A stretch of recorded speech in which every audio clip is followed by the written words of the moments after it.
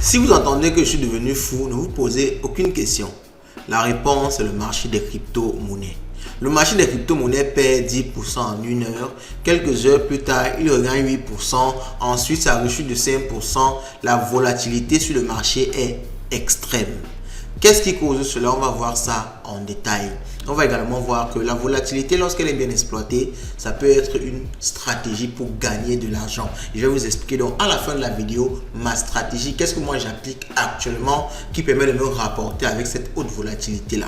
Beaucoup de personnes pensent que lorsqu'il y a volatilité, c'est le moment de sortir du marché. Non, il faut attendre que ça se stabilise. Non, il ne faut jamais attendre que ça se stabilise.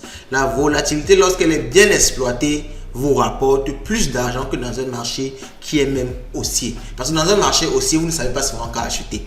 Parce que tout est en train de monter, vous ne savez pas quand vous positionnez. Ce qui fait que souvent quand le marché est haussier, personne n'achète, on attend que ça descende. Et quand ça descend, tout le monde a peur d'acheter, finalement on ne fait rien. Et pourtant dans un marché volatile, vous achetez, dans quelques heures c'est remonté, vous revendez, vous rachetez quand ça retombe, ainsi de suite. On va voir la stratégie que j'utilise à la fin. Ne soyez pas pressés pour cela. Mais avant, on va déjà voir les causes. Qu'est-ce qui provoque cette forte volatilité-là? Ok, je pense que vous avez déjà un élément de réponse dans le titre de la vidéo. On va voir qu'il y a beaucoup d'autres éléments qui provoquent, n'est-ce pas, cette volatilité-là. Ok, donc après, on va voir quelques indicateurs qui vont nous laisser voir le prix du marché, entrevoir dans quelle direction le marché va évoluer. On va finir sur les news du jour comme d'habitude. Ok, bon, allons-y, let's go.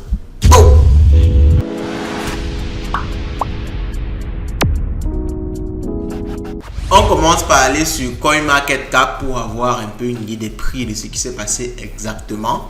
Donc, on commence déjà par le Fear and Greed Index qui est à 65. Je rappelle, lors de la dernière vidéo, on était aux alentours de 72 ou 73. Donc, le Fear and Greed a bien diminué, ce qui montre qu'il y a un sentiment de peur qui s'est emparé du marché. Et c'est tout simplement à cause, n'est-ce pas, de cette grosse chute-là qu'on a eue et qu'on peut voir tout de suite. Donc, on va déjà commencer par voir le price action du Bitcoin. Donc, le Bitcoin, on va essayer de regarder ça sur 7 jours pour avoir une meilleure vision de ce qui s'est passé. Donc, on a commencé la semaine aux alentours de 72 000 $ et actuellement, on est aux alentours de 66 000 $. Donc, on peut voir au niveau du price action qu'on a eu cette première grosse chute-ci qui a propulsé le prix de, qui a amené le prix de 11 000 $ aux alentours de 65 000 $. Cette première grosse chute-ci. Après, on a eu un certain range et après, on a eu cette deuxième chute-ci qui a amené le prix vers les 61 000, 60 000 $. Bon, on est en train de faire un autre range ici. On a quand même eu une petite remontée. Donc, on ne sait pas, est-ce qu'on va recracher, est-ce qu'on va continuer à monter. En fait, on va avoir quelques indicateurs par la suite qui vont nous donner un peu une idée de comment le prix va se comporter. Alors, cette grosse chute-ci a fait perdre environ 10% au Bitcoin, cette grosse chute-ci. Et si on prend encore à partir de là, c'est encore beaucoup plus important. Alors, ça c'est pour le Bitcoin. Et on va même dire que le Bitcoin, c'est celui qui, en fait, c'est le bon élève de ce qui s'est passé parce qu'il y a des cryptos qui ont payé très très cher. On a par exemple le Dogecoin. Dogecoin a perdu pratiquement 30% en une heure. Donc, on va regarder sur 7 jours également. Sur 7 jours également, on peut voir qu'il y a également ces deux grosses chutes-ci, cette première-ci et cette autre chute-ci. Mais vous savez que comme le market cap du Dogecoin est plus petit, lorsque le Bitcoin perd 10%, le Dogecoin perd même 30-40%. Donc, il y a beaucoup de cryptos comme ça qui ont énormément souffert, le Dogecoin, le DOT. Et en général, toutes les altcoins en fait ont beaucoup souffert, n'est-ce pas, de cette chute-là du Bitcoin. Alors, qu'est-ce qui a provoqué ça? Alors, on peut voir qu'il y a deux événements qui ont provoqué ça. Cette première chute qu'on peut voir ici, là, donc, qui s'est déroulée aux alentours du 12, pour voir ici le 12 avril, là, donc, du 12 au 13 environ. Cette chute qu'on a eue ici, le premier élément qui a provoqué ça, c'est l'annonce des chiffres aux États-Unis. Vous savez, les États-Unis actuellement, c'est le moteur de l'économie mondiale et beaucoup dans les crypto-monnaies également. Donc, il y a des annonces aux États-Unis qui provoquent de grosses, en fait, qui ont un impact énorme sur le marché des crypto-monnaies. Donc, l'inflation a été annoncée aux États-Unis et ça a fait prendre énormément de la valeur au dollar. Vous voyez ici que au niveau du dollar là, on a eu cette montée violente là, aux alentours du 10 comme ça, ok, aux alentours du 10 au 12 comme ça, vous voyez, du 10 au 12, le dollar ça fait que prendre de la valeur, monter et encore monter, on est de 103 à 106 comme ça. Donc vous voyez qu'il y a eu une énorme prise de valeur sur le dollar. Et je l'ai expliqué déjà ici, lorsque le dollar monte, les crypto-monnaies ont tendance à descendre. Parce que vous vendez, les gens vont vendre les crypto-monnaies pour avoir du dollar, pour acheter du dollar en quelque sorte. Donc ça veut dire que les cryptos vont baisser pendant que le dollar va monter.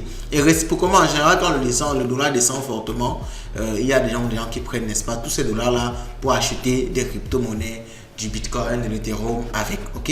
Donc c'est un peu ça la cyclicité du marché. Donc cette première chute là, ça a été provoqué par ces chiffres-là aux États-Unis.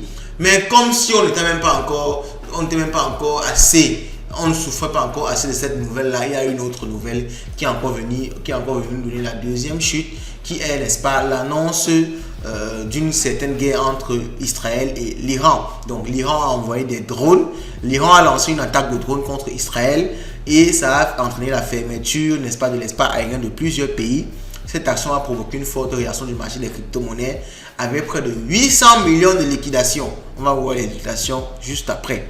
Donc un peu avant maintenant, l'Iran a déclenché une attaque de drones contre Israël. C'est ça qui a provoqué, n'est-ce pas, cette deuxième chute que vous pouvez voir ici là. Donc le drone contre Israël, selon différentes sources, les drones en question devraient arriver autour de 2 heures du matin. Donc la réaction a été brusque, le cours du Bitcoin a perdu plus de $5 000 en l'espace d'une heure. Donc de nombreux altcoins ont chuté de près de 15%. On peut voir ici l'énorme chute dont je viens de vous parler là. Donc alors, ce qu'il faut comprendre, c'est quoi? Qu'est-ce qui se passe exactement lorsqu'il y a une annonce de guerre dans le monde? Lorsqu'il y a une annonce de guerre dans le monde, beaucoup de personnes vont essayer de sortir, de ne plus s'exposer au risque parce qu'ils ne savent pas ce qui va se passer. Il y a la guerre, tout le monde panique, on ne sait pas ce qui va se passer. Donc ceux qui avaient investi pour avoir des intérêts et tout, ils vont dire que non, pour l'instant, je ne veux plus investir, je veux mon argent près de moi, donc je liquide mes bitcoins. Mais c'est ce qui se passe souvent. Donc beaucoup de personnes vont liquider leurs actifs, notamment leurs bitcoins. Donc une forte vente sur le marché entraîne une chute. Donc ils vendent d'abord tout, ils récupèrent leur argent, ils attendent de voir ce qui va se passer avant, n'est-ce pas, de réinvestir. Donc c'est un peu ça qui a provoqué cette chute-là. Dans les moments d'incertitude, le marché en général baisse, il ne monte pas. Quand il y a une panique, il y a une guerre dans le monde, il y a un événement de ce genre, le marché panique et le marché vend. Donc quand le marché vend, il y a effectivement cette chute-là. Donc c'est un peu les news macroéconomiques. Donc il y a les chiffres aux États-Unis, la montée du dollar, il y a la guerre Iran-Israël qui provoque, n'est-ce pas, cette grosse chute-là du Bitcoin. Mais il y a un autre événement qui a provoqué en fait cette reprise du marché. Parce qu'on peut le voir sur 7 jours. Si on revient sur un jour, si on essaie de revenir sur un jour, alors rapidement, on peut voir que après cette chute-là, en regardant même sur 7 jours, toujours c'est possible, il y a eu cette remontée-ci. Ok? Donc si on regarde encore sur un jour, c'est encore plus flagrant. Il y a eu cette remontée-ci. Donc, il y a eu cette énorme chute là, mais après il y a eu une grosse remontée qui est revenue. Quels sont les éléments également qui montrent, qui nous expliquent pourquoi est-ce qu'il y a cette remontée là juste après? Parce que moi je me disais que ok, c'est en train de chuter fortement comme ça. Comment est-ce qu'on va faire pour remonter? J'ai paniqué déjà parce que j'avais beaucoup de positions sur le Bitcoin. Qu'est-ce qui a causé, n'est-ce pas, cette remontée là? Alors il y a deux autres nouvelles qui ont causé ça. La première nouvelle, c'est le halving du Bitcoin. Avec du Bitcoin, j'ai déjà fait une vidéo sur le sujet. Je ne vais pas revenir sur ça. J'ai déjà fait une vidéo sur le sujet. Allez-y, n'est-ce pas? Regardez dans la chaîne où je vais laisser épingler plus haut. On a parlé de la vie du Bitcoin. Dans quelques jours, je crois que c'est dans 1-2 jours que la vie du Bitcoin va venir. Donc, ça a également provoqué cette remontée-là parce que beaucoup de personnes se préparent au halving. Ils savent que comme les Bitcoins, les récompenses vont être divisées par 2, il peut y avoir une forte appréciation du Bitcoin. Donc, ils se positionnent par rapport à ça. Ce qui fait que lorsque le prix a chuté, beaucoup de personnes ont vu ça comme une opportunité et ils ont racheté des Bitcoins. Et il y a d'autres news qui montrent encore, qui expliquent encore cette montée-là, mais je ne vous dis pas ça maintenant. Regardez toujours la vidéo jusqu'à la fin. Alors, on va directement passer à l'analyse du Bitcoin. On va essayer de voir un peu ce qui s'est passé sur le marché. Donc, je voulais regarder autour des 24 dernières heures. Au niveau du Bitcoin, il est remonté à 66 000 $. Et en 24 heures, il y a l'open interest qui est monté de 3%. Donc forcément, parce que comme le prix a repris, les gens se sont repositionnés sur, n'est-ce pas, le Bitcoin. Donc ils se sont repositionnés et on peut voir qu'en 24 heures, il y a une perte en termes de volume de trading de 33%. Voilà, avec cette énorme chute là, les gens étaient tout simplement découragés de trader et ça a entraîné une forte perte au niveau du volume. Ok, bon, pourtant l'open interest est en train de remonter doucement, on est à 3%.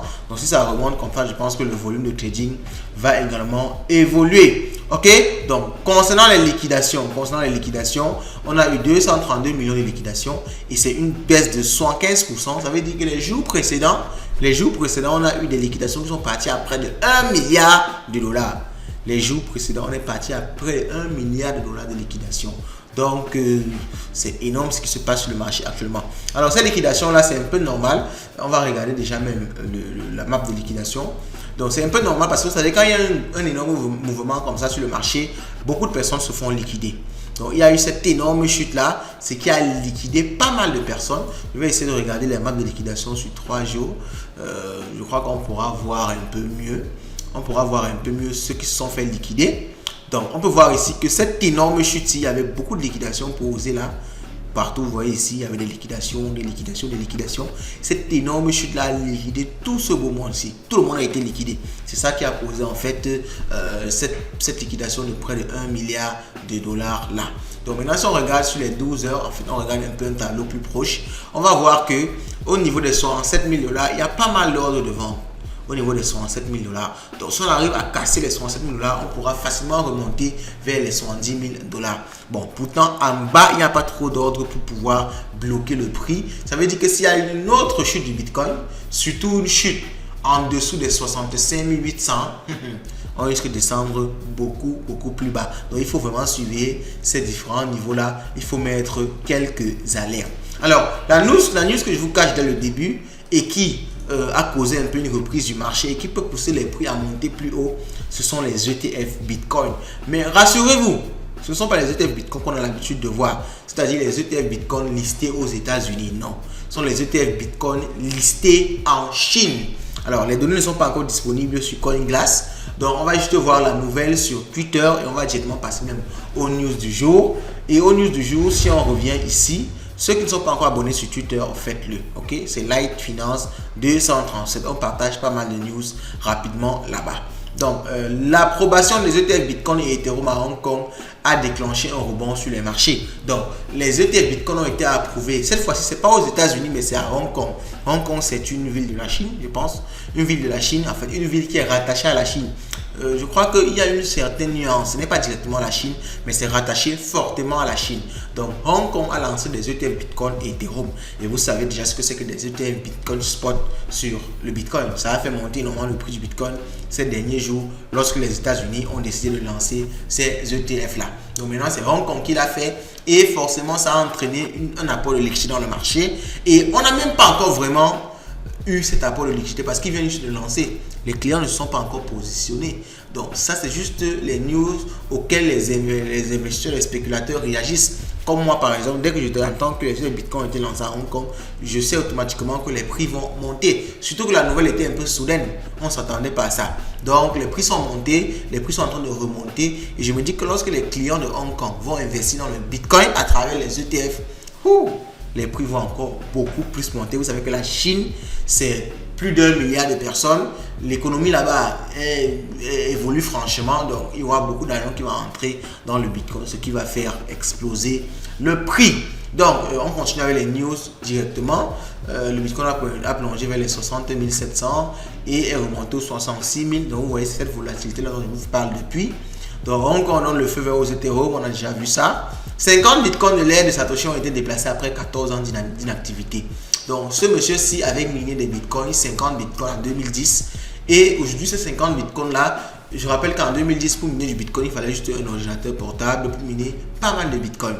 Et aujourd'hui, ces trucs qu'il a gagné en quelques minutes-là valent environ 3 millions de dollars. Vous voyez que les crypto-monnaies, ça rend quand même riche certaines personnes, surtout quand je te positionne assez vite. Donc on y va, on continue. La plus grande banque fédérale en Allemagne envisage de proposer des services de conservation de crypto-monnaies à ses partenaires à travers Bitpanda. Bitpanda, c'est un exchange. Donc ils veulent proposer de la conservation des crypto-monnaies. Intéressant, les banques se positionnent sur les crypto-monnaies. Et quand je vois certaines banques en Afrique, au Cameroun, qui sont en train de tirer globalement sur les crypto-monnaies, moi je me dis qu'ils sont en train de rater quelque chose. Parce que les vraies banques, grandes banques, comprennent qu'il faut se positionner sur ça pour essayer également de gagner de l'argent. Mais beaucoup de personnes, beaucoup de banques pensent qu'il faut faire une certaine guerre contre le Bitcoin. Vous perdez votre temps. Quand une révolution en marche, rien ne va l'arrêter. Vous pouvez la ralentir, mais au final, elle va forcément passer. Donc c'est mieux de se positionner avec elle pour pouvoir gagner. Donc la plateforme de tokenisation de Tether sera lancée. Donc c'est une plateforme qui va permettre de tokeniser n'importe quoi. Des obligations d'action au point de fidélité gagnées en payant son café. J'attends voir ce que ce sera. Mais Tether, c'est l'entreprise crypto la plus rentable aujourd'hui. Je pense bien, l'entreprise crypto la plus rentable. Donc, je me dis quand il se positionne sur quelque chose, en général, ça sort, c'est quelque chose de très intéressant. Donc, les liquidations sur Ethereum ont atteint sur les deux premières semaines d'avril un nouveau record. Donc, avec cette chute-là, il y a eu énormément de liquidations, donc ce n'est que normal. On continue, le volume de prêts liquidés sur le marché, c'est la même nouvelle. Ok, on continue, on parcourt un peu les nouvelles. Il y a le Zimbabwe qui a lancé une monnaie adossée à l'or. Ça, on a parlé, je ne sais pas dans la vidéo précédente, on a parlé déjà de ça. Donc, comme je vous disais ici, hier, c'est avant-hier, il y a eu 972 millions de liquidations suite à la chute là, donc près de 1 milliard de liquidations. Et vous voyez qu'on a liquidé 780 longues. Donc, tous ceux qui pariaient à la hausse là, on les a liquidés à cause, n'est-ce pas, de cette chute là. Donc, alors, on va bloquer là pour les news du jour aujourd'hui. Donc, vous avez un peu un état de ce qui se passe sur le marché, des différents événements qui ont provoqué la chute, des événements qui ont provoqué la hausse et qui nous laissent penser que la hausse va continuer, surtout avec les ETF Bitcoin Spot qui ont été approuvés à Hong Kong, donc en quelque sorte en Chine. Alors, comment se positionner par rapport à ça? Quelle est ma stratégie? Alors, ma stratégie pour l'instant, elle est plutôt très simple. Déjà, les news me font penser que le Bitcoin va monter à moyen terme, mais à court terme, il risque d'y avoir une chute ou bien une montée qui n'est pas très intéressante à court terme, tout simplement parce qu'il y a le halving qui arrive. Je vous ai dit que le halving est souvent un sell de news. Donc, le jour du halving, beaucoup de personnes vendent plutôt les cryptos. Donc, ça ne va pas forcément exploser le jour du halving, ça peut plutôt baisser un peu. Ok? Avec la guerre en Iran-Israël, l'Iran a attaqué, mais Israël n'a pas encore réattaqué. Donc, on ne sait pas ce qui va se passer. Si l'incertitude continue là-bas, il peut y avoir une autre grosse chute sur le marché des cryptos. Donc, moi, je ne me positionne pas trop à court terme, je me positionne à moyen terme pour l'investissement. Ok? Donc, je rachète juste, et je ne suis pas pressé. Je sais qu'à moyen terme, il y aura forcément une explosion vers les 80 000. Mais à court terme, comment est-ce que je me comporte? À court terme, je place mes robots de trading. À court terme, je mets mes robots de trading. Mes robots de trading sont conçus pour profiter de la volatilité. Et pour ceux qui ne connaissent pas mes robots de trading, je vous laisse une vidéo sur les robots de trading que j'utilise. C'est les robots de Bybit. J'ai fait une vidéo sur le sujet. Si vous ne la retrouvez pas, laissez un commentaire. Je vous mettrai également ce lien-là épinglé. Donc, moi, je mets des robots de trading à court terme. Et eux, ils en raffolent de la volatilité parce qu'ils sont conçus pour acheter, vendre lorsqu'il y a une certaine volatilité. Donc, quand il y a une volatilité comme ça, ils sont tellement heureux parce qu'ils achètent, ils vendent de façon excessive. Et mes chiffres sont vraiment incroyables. Alors, si ce n'est pas une vidéo chiffres, je pourrais vous refaire une vidéo chiffres si vous êtes intéressé. Laissez ça en commentaire également. En passant, je vous laisse le mot du jour qui est Bitcoin ETF Hong Kong. Donc, mettez ça en commentaire. Bitcoin ETF Hong Kong ou bien ETF Hong Kong pour parler, n'est-ce pas, des ETF qui ont été lancés au niveau de la Chine, au niveau de Hong Kong. Donc, je pourrais vous faire une vidéo sur mes chiffres. Alors, je vous montre souvent ça, vous avez déjà vu dans l'avant-dernière vidéo, je crois que j'ai montré mes chiffres. Je ne les montre pas forcément chaque fois parce que c'est pas trop ça l'objectif. L'objectif, c'est vous dire la stratégie, vous l'appliquez vous-même, vous gagnez vous-même. Ok, je suis pas à vous vendre le rêve, à vous montrant mes gros chiffres et tout. Je ne crois pas que c'est très très intéressant, mais je pourrais vous faire une vidéo si vous le demandez explicitement en commentaire. Je vais vous montrer mes chiffres de mes robots de trading actuellement. Mes robots de trading, je les ai montrés plusieurs fois. J'ai montré mes chiffres plusieurs fois, mais actuellement, ils gagnent encore beaucoup plus à cause de la volatilité du marché. Donc moi, c'est ce que je fais actuellement à court terme. Je place des robots de trading. Je profite de cette volatilité-là sans même stresser parce que ce n'est pas moi qui trade. Ok? Vous avez ma stratégie, vous avez toutes les informations.